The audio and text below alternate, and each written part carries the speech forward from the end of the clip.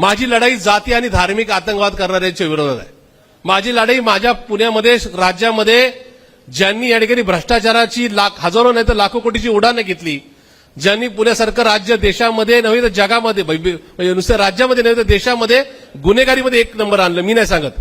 या ठिकाणी खुद्द गृहमंत्री अमित शहा यांचा मागच्या महिन्याचा अहवाल सांगतो की देशामध्ये गुन्हेगारीमध्ये वडेट्टीवार साहेब पहिला नंबर हा पुण्याचा आहे.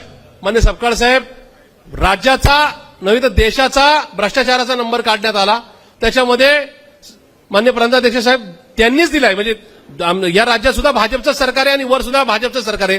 त्यांच्या गृहमंत्र्यांनी जो सपकाळ साहेब जो का अहवाल दिलाय त्याच्यामध्ये भ्रष्टाचारामध्ये महाराष्ट्र पहिला आणि महाराष्ट्रामध्ये पुणे पहिला. पुणे कोणाच्या ताब्यात आहे तर भाजपच्या ताब्यात आहे.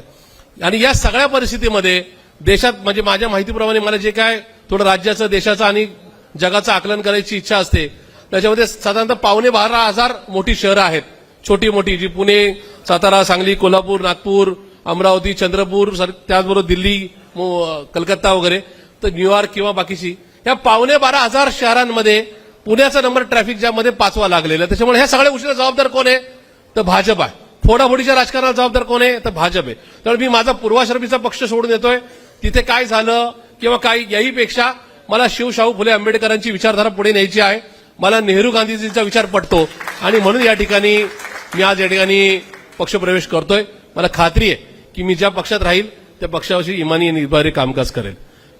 मला दाखलाच द्यायचा जर झाला तर माझं फेसबुक किंवा सोशल प्लॅटफॉर्म जे कनेक्ट आहेत त्याच्यामध्ये माझा पर्सनल व्यावसायिक किंवा पर्सनल माझं जे काय मेल आयडी आहे तो प्रशांत जगताप पुणे ncp@gmail.com. माझा जगात दुसरा कुठला मेल आयडी नाही. मी मुद्दाम का सांगितलं की पक्षाच्या विचारधारेबरोबर जॉईन झाल्यानंतर मला असं कधी वाटलंच नाही